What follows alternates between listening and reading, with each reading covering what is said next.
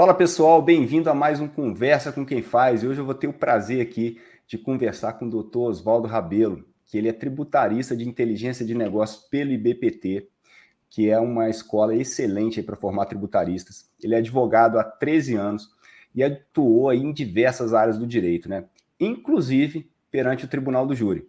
O Oswaldo é especialista em negociação de débitos tributários e em recuperação de créditos tributários. Vai falar com a gente casos muito interessantes sobre isso, né? E ele já alcançou mais de 55 milhões em benefícios fiscais para todos os seus clientes. Oswaldo, seja muito bem-vindo aqui ao Conversa com Quem Faz. Ô Fred, obrigado aí pela oportunidade, né? Agradecido aí por participar aqui desse programa com você. Isso aqui só é a prova de que o que eu tenho feito tem dado resultado, né? Tem aparecido, né? Eu sempre gosto de agradecer, né? Primeiramente a Deus por essa oportunidade, agradecer muito a Letícia Amaral, né? Que carinhosamente te chama de primo.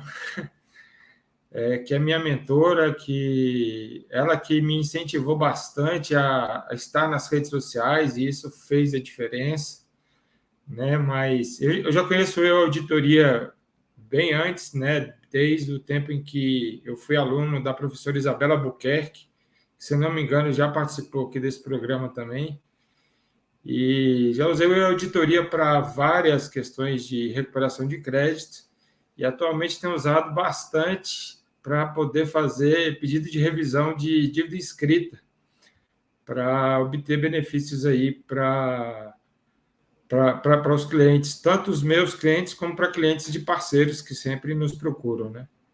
Legal.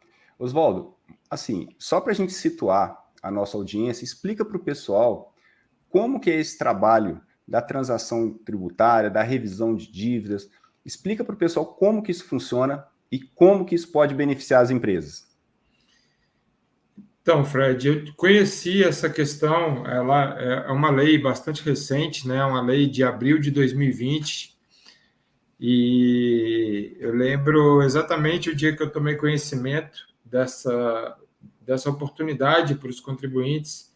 Eu estava no aeroporto de Vitória, e aí encontrei com um amigo com quem estagiei, depois advoguei junto com ele, né, o Dr. F. Ribeiro. Ele é procurador de Estado, e ele me apresentou, né? Ele entregou para mim duas portarias e falou assim para mim: isso aqui vai ser o futuro.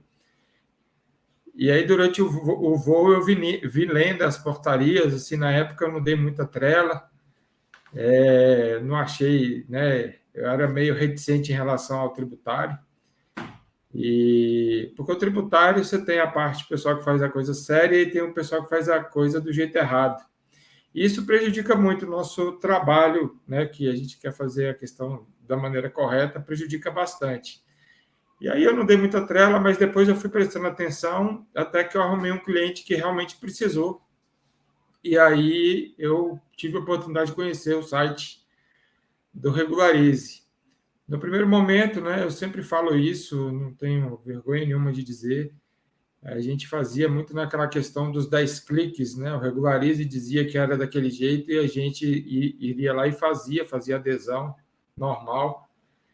Só que eu vi que esses clientes começaram a retornar, porque eles não conseguiam, a partir do segundo ano, pagar esses débitos. E eu não entendia aquilo, por que estava acontecendo aquilo.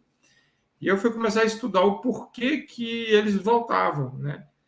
Eu comecei a perceber que, na verdade, eles parcelavam, na verdade, o que eles queriam era estar em dia temporariamente para obter certidão negativa de débito. Só que o cliente ficava renovando aquilo e aquilo me incomodava, né?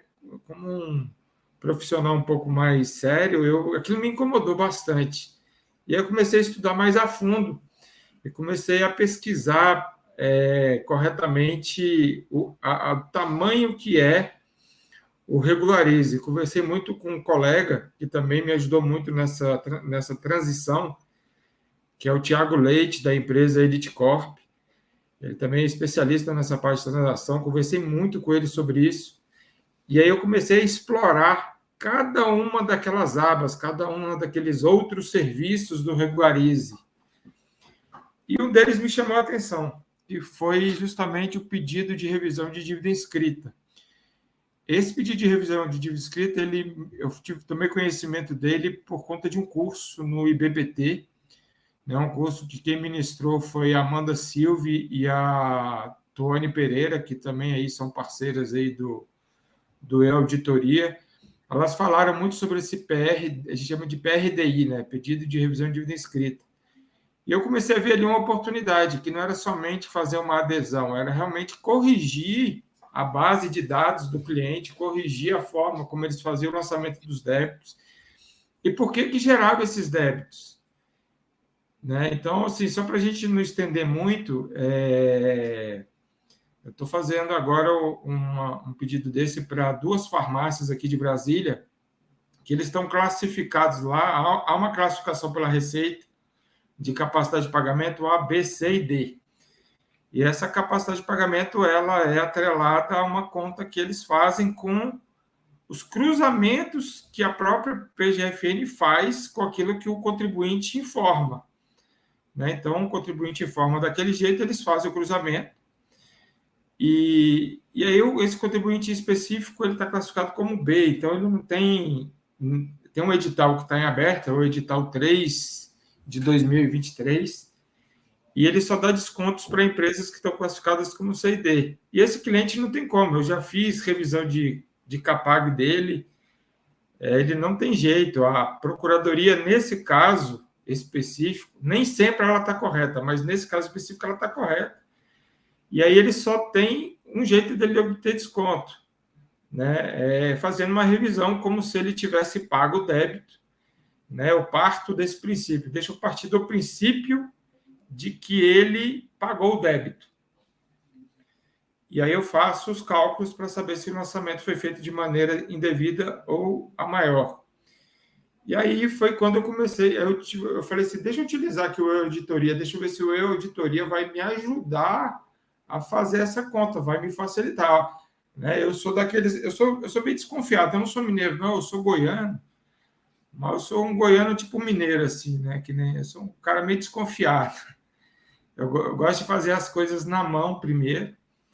E aí eu fiz na mão, na verdade eu fiz primeiro no E-Auditoria e depois eu fiz na mão. E vi que o que eu tinha feito na mão batia com o que estava sendo feito no E-Auditoria. E aí eu falei, não, vou usar o E-Auditoria porque realmente vai facilitar muito o meu serviço. Então, esse cliente está com débito hoje uma das farmácias está com débito hoje de 450 mil. Eu, só nesse pedido de revisão, utilizando ali o E-Auditoria, eu acredito que, ao final, eu vou chegar a um desconto para ele de pelo menos 100 mil reais. Olha. Esses 100 mil reais, o que ele significa? É quase como se ele tivesse a capacidade de pagamento C lá no regularizo. Obviamente, ele não vai obter o desconto lá a possibilidade de pagar em 120 vezes, mas ele vai ter um desconto, porque a gente vai fazer esse pedido de revisão. Nesse pedido de revisão vai cair o débito principal, vai cair os juros por motivos óbvios, os encargos por motivos óbvios, vai cair a multa também por motivos óbvios. Então, ele vai ter um desconto aí beirando aí os 100 mil reais em uma só das empresas. Ainda não mexi na outra empresa ainda, mas aí eu comecei a perceber, eu falei, essa ferramenta aqui é poderosa, né? Porque isso aí foi uma conta que eu levei uma semana para fazer dentro do E-Auditoria. Às vezes a gente apanha um pouco por desconhecimento pessoal, né? Aí, às vezes a gente aciona lá o e-ticket do E-Auditoria, o pessoal ensina a gente. É rápido, talvez, né, não é puxando o saco, não. Quem usa sabe que é assim, abriu o e-ticket, se não for no mesmo dia, no outro dia eles estão entrando em contato para tirar nossas dúvidas. E aí, por conta desse trabalho, um cliente que não tem oportunidade de desconto nenhum, o desconto dele vai vir porque lá atrás, em 2018, 19, 20 e 21, o contador lançou débitos de maneira indevida ou a maior. Ou seja, deixou de considerar tanto os produtos monofásicos quanto o ICMS-ST dos produtos farmacêuticos. Então, você imagina, por conta de um único caso, e eu estou falando de um único caso, a gente não... Eu vou conseguir um benefício desse para o cliente está feliz da vida, né? Porque ele não estava nem esperando isso, ele só queria assim, pelo amor de Deus, tenta o maior desconto possível. O desconto não vai vir da capacidade de pagamento dele, o desconto vai ser um desconto real, de débito e devido a maior. Então, o que eu comecei a perceber? Eu comecei a perceber disso, que antes de eu fazer aquilo que a Procuradoria lança, que são... O que a Procuradoria lança? Lança o que o contribuinte informou. Antes de eu fazer a adesão de qualquer transação, eu fazer uma revisão fiscal como se o contribuinte tivesse pago, eu posso obter ainda mais descontos para ele, né?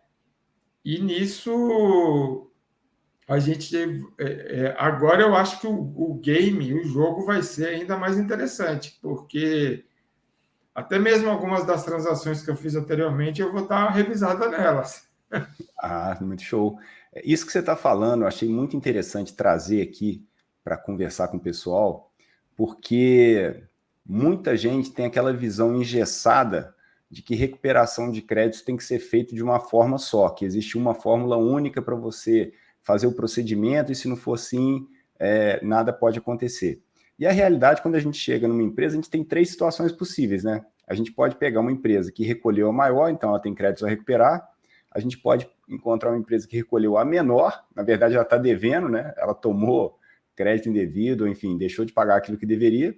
E a gente tem a terceira hipótese, que eu acho que dentro do Brasil, com a complexidade que ele tem, a mais improvável, é a empresa ter feito absolutamente tudo certo, não ter nada para recuperar e nem deve nada também, né? A empresa está certinha. Então são essas 3 hipóteses. E quando a gente fala de recuperação tributária, é isso que você falou. Na verdade, é um processo de revisão.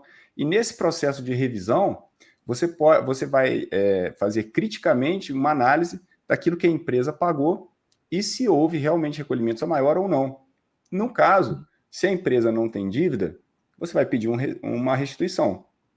Agora, se a empresa tem dívidas, como você bem falou, você faz a revisão do mesmo jeito e pede a revisão da dívida, que aí realmente você consegue comprovar que a empresa recolheu, na verdade, indevidamente, não deveria ter recolhido, que na verdade a dívida não é daquele montante, é de outro, que é um trabalho muito bacana de ser feito e que eu acho que pouca gente explora no Brasil atualmente. O pessoal fica muito focado em uma oportunidade e um jeitinho só de trabalhar.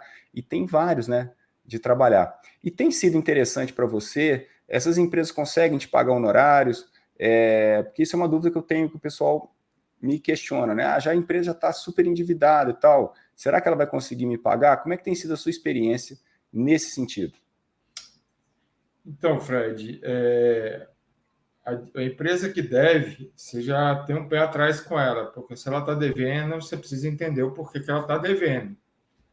Se ela está devendo porque o empresário, desculpa o termo, é um picareta, quer dever mesmo, não está nem aí, então você corre o risco de fazer um trabalho para ele e levar um tombo, né? Normalmente, quem não me paga, normalmente ele é o cara que não está interessado em pagar ninguém. Nem o fisco, nem o advogado, nem o tributarista, nem o contador, né? Então, mas você tem um cara que é sério, você tem a pessoa que é séria, que, pô, foi um problema. Tem um cliente que ele caiu num golpe numa dessas empresas, a empresa zerou o débito dele indevidamente. Quando o débito voltou com multa de 225%, então um débito que era de 500 mil virou 1,5 milhão quase de débito, né? E aí eu precisei fazer uma transação para ele. No caso, eu fiz uma transação individual, porque o débito era acima de R$ 1 milhão. E aí eu fiz o teste de fogo com ele, né? Vamos ver se esse cara aqui é isso mesmo ou se ele, né, tá errado. Eu fui fazer uma adesão à transação individual e na transação individual você precisa de uma garantia real, né? Aí eu falei assim, eu preciso de uma garantia real sua. Ele falou, o que é uma garantia real? É um imóvel. Eu falei assim, Oswaldo, eu tenho 20 imóveis. Só que 19 são terrenos, terrenos de marinha, que eu tenho outorga e tal, e tenho minha casa. Eu falei, quanto que vale sua casa? Eu falei, 1 milhão. Eu falei, você consegue um laudo técnico de um corretor de imóveis que diz que ela vale 1 milhão? Eu falei, eu consigo, mas eu já tenho, ela já está lá no, ela tem uma hipoteca dela, tem uma garantia dela de 200 mil, que é do Itaú. Eu falei, não, excelente. Me manda esse contrato do Itaú, me mostra que você está pagando esse débito do Itaú, porque, na verdade, eu não preciso de 1 milhão. O débito aqui vai cair para 800 mil, então eu preciso garantir 800 mil, não preciso garantir 1 milhão. Aí ele falou assim, você tem certeza, doutor? Eu falei, não, eu que te pergunto, você tem certeza que você quer pagar o débito? Porque se você quiser pagar o débito, você vai botar a sua casa em garantia. Se você não quiser pagar o débito, rapaz, o moço foi lá, botou a casa dele em garantia, o desconto dele foi absurdo, o desconto que a gente conseguiu, caiu para quase, de 1,5 milhão, caiu para quase 800 mil, e eu consegui escalonar o débito dele, ou seja, eu parcelei como se ele fosse do Perse. Né? Antigamente teve aquele desconto do Perse, que eu parcelava escalonado nos 3 primeiros anos, valor menor, só depois que aumentava. E por conta disso, eu consegui fazer isso para ele.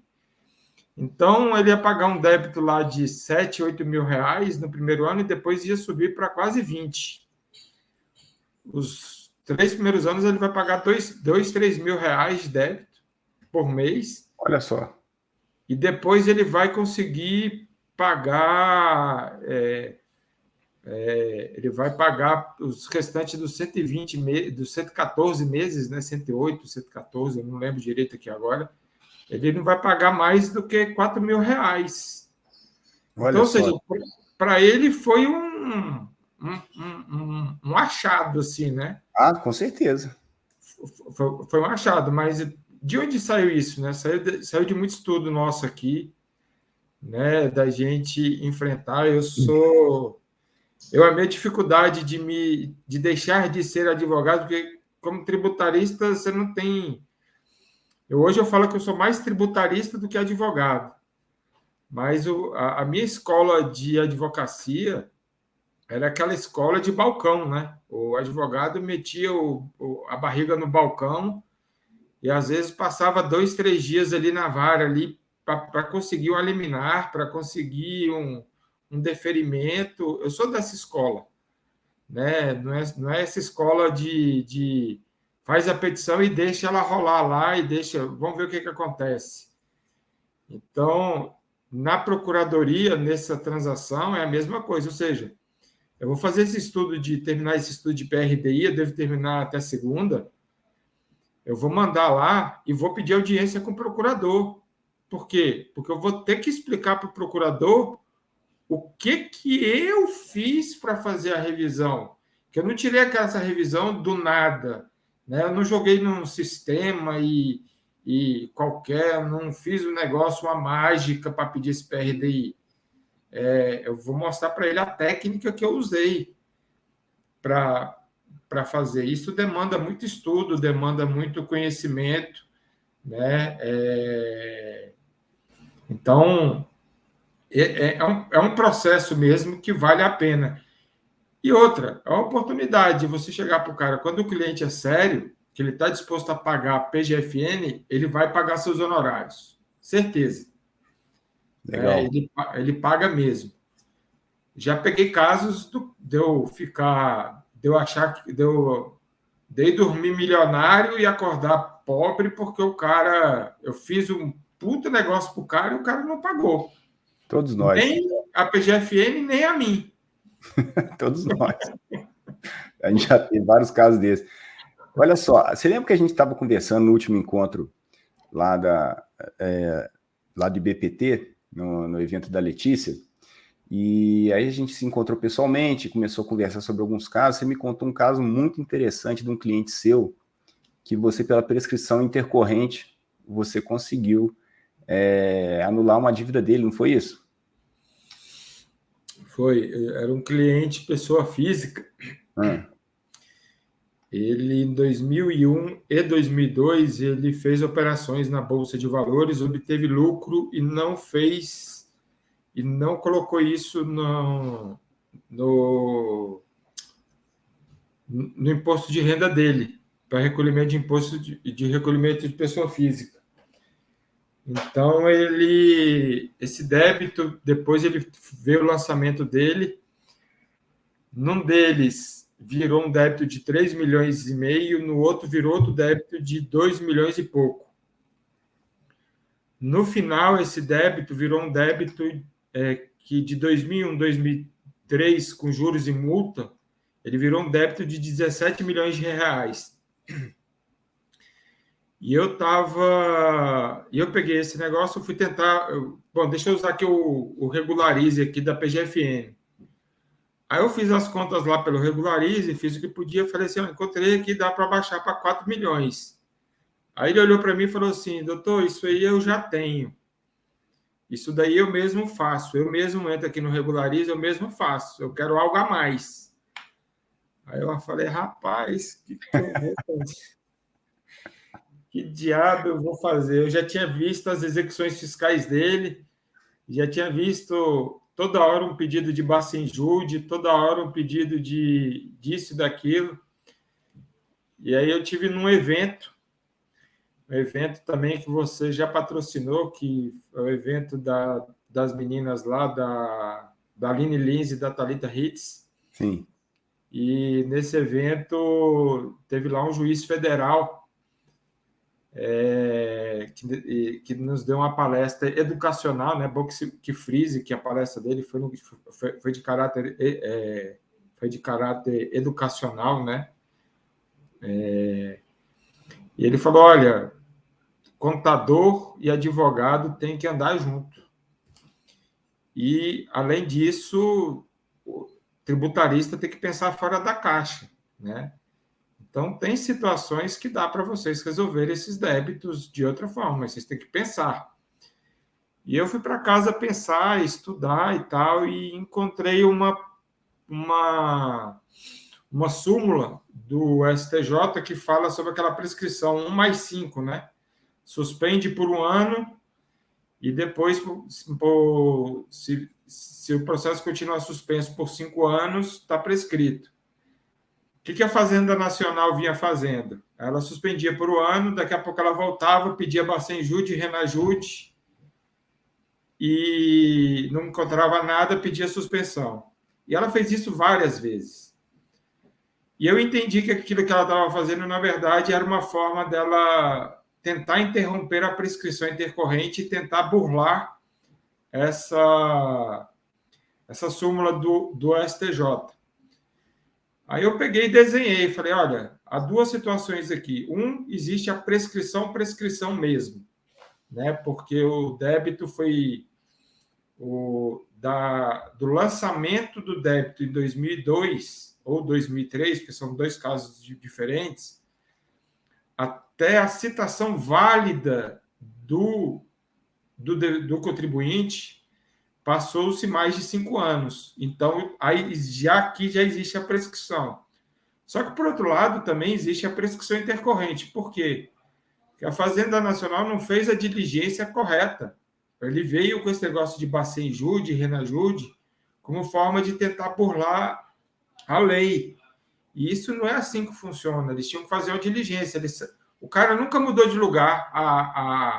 Ele mora exatamente no mesmo lugar desde o lançamento, né? Ou seja, 20 anos morando no mesmo endereço. Eles nunca foram lá fazer uma diligência para tirar uma foto, para saber se o cara é rico ou se o cara não é, se o cara estava escondendo o patrimônio ou se não estava. Nunca fizeram nenhum desse tipo de diligência. E eu desenhei isso na petição. Então, eu falei assim, então esses pedidos de suspensão, eles são inválidos. É uma tentativa de dizer que o STJ... de burlar o STJ. O que eles fizeram? Eles olharam aquilo, a própria PGFN olhou aquilo, viu que eles iriam tomar um honorário de sucumbência de 1.700.000 se eles persistissem, Aí eles mesmos foram lá e apertaram o botão lá no Regularize. Declaramos aqui a prescrição intercorrente e avisaram o juiz. Juiz, ó, na primeira oportunidade que nós tivemos, nós reconhecemos a prescrição intercorrente. Porque eles quiseram dizer com isso que eles reconheciam para não ter que pagar a sucumbência, que eles sabiam que eles iam perder. E eu estou até brigando com eles em apelação, essa sucumbência, porque não foi a primeira oportunidade. A primeira oportunidade é o seguinte: você mexe com o sistema aí, o sistema tem como ir lá e verificar se existe ou não a prescrição intercorrente. O Regularize tem como fazer isso. Tanto é que, recentemente, eles fizeram um reconhecimento de ofício dentro do próprio Regularize. Acho que depois que eles levaram umas porradas dessas na justiça, eles começaram o sistema mesmo a reconhecer. E aí, por conta dessa prescrição intercorrente, nós tivemos aí 17 milhões de débito que foram extintos pela prescrição intercorrente.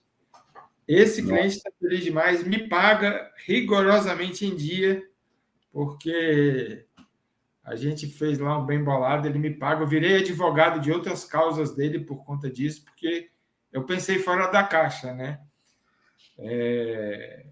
Quando a gente fala aqui, não é puxando o saco, né? A gente conversou lá. Eu lembro que você fez uma palestra sobre os super-heróis, né? Os super-heróis, eles pensam de maneira diferente, né? Se os super-heróis estudam, se os super-heróis buscam meios e formas, né? Que nem, né, me chamou a atenção você falando lá do Homem de Ferro, que começou a estudar para salvar a humanidade, né? Nós não estamos aqui para salvar a humanidade, estamos aqui para ajudar os contribuintes. Mas ele foi estudar uma forma de rever a bagunça que ele tinha feito, né? Então, isso me chamou muita atenção. E eu até comentei com você, né? Eu falei, eu cheguei em casa, botei meus filhos para rever os filmes e falar, olha, se até os super-heróis estudam para poder e treinam, se eles estudam e treinam, por que nós não vamos estudar e treinar? Né? E a molecada começou a estudar e assistir o filme com outro olhar. Né? Então, assim, foi bastante interessante, é bastante interessante esses estudos, a gente buscar conhecer ferramentas, né? Do tempo que eu comecei a usar o e-auditoria para cá, já mudou muita coisa, né? Já melhorou muita coisa, ou seja, eu sei que você está investindo pesado aí para melhorar a ferramenta. Nós não conseguimos trabalhar sem ferramenta tecnológica, a Letícia fala muito, né? Nós temos que ter técnica tributária, nós temos que utilizar inteligência de negócios e tecnologia e temos que ter clientes. Então, é fundamental casar isso tudo para que a gente possa atender o contribuinte e encontrar essas oportunidades, né? Tanto de transações quanto de prescrição intercorrente, pensar fora da caixa, entender o que nós estamos fazendo, porque senão vira um negócio de 10 cliques e aquele negócio vira eterno, né? E não resolve o problema do cliente. E nós não estamos aqui, não é para... Estou aqui para ganhar meus honorários, eu estou aqui para poder realizar meus sonhos, estou. Mas é meu sonho também que o contribuinte pague em dia seus tributos de maneira correta, de maneira lícita, de maneira ética e de maneira criativa. Aliás, esse é o propósito da minha empresa, né? Trabalhar dentro da ética, da legalidade e com criatividade dar solução para que o cliente possa pagar tributos de maneira justa e correta. Sensacional, sensacional. Gente, eu acho que isso tudo que você falou resume muito um conceito que eu acredito demais, que a gente já comentou, que as pessoas às vezes ficam muito fechadas dentro da sua caixinha mesmo, que você falou, tem que sair da caixa e tem que procurar soluções alternativas. Então, por exemplo, essa questão da recuperação de créditos tributários, muita gente acha que o direito tributário está resumido à recuperação de créditos tributários, que a gente fala que é RCT. E a gente tem um conceito muito legal e que a gente adota aqui na empresa, que é o seguinte, você tem que migrar esse conceito de RCT para RPT. Então, tirar a recuperação de créditos tributários e começar a botar na sua cabeça resolução de problemas tributários. A recuperação faz parte de resolução de problemas tributários, mas não para por aí. tem muita coisa para fazer, tem muita área para atuar, e você veja que legal, né? Porque se você tivesse também com a cabeça muito fechada, quanto dinheiro que você não ia deixar na mesa, quanto contribuinte que não ia ter o problema resolvido, né? Então, assim, eu acho que é uma prova bacana para todo mundo que está assistindo a gente aqui, de um cara que correu atrás, buscou conhecimento, aplicou, inclusive não se fechou ao que ele aprendeu, ele correu, foi além, buscou soluções alternativas, enfim, é uma prova viva aí. Meu amigo... Só para a gente fechar aqui, Fred, só mais um caso rapidinho. Vamos lá. Eu acabei não fechando com esse cliente, tá? Ele tem uma outra visão da vida, mas eu conversando com o cliente e falando sobre precificação com base em dados tributários, e aí perguntei para ele sobre a exclusão do CMS da base de cálculo PIS e COFINS, né? O E-Auditoria tem uma ferramenta fantástica para isso, né? E aí eu falei assim, o que você fez com esses créditos que você recuperou? Eu tinha recuperado uns 2, 3 milhões. Ele falou assim, nós lançamos como lucro, nós embolsamos isso como lucro. Eu falei, você não repassou isso para os seus produtos? Ele falou, não. E você está me falando que você está perdendo concorrência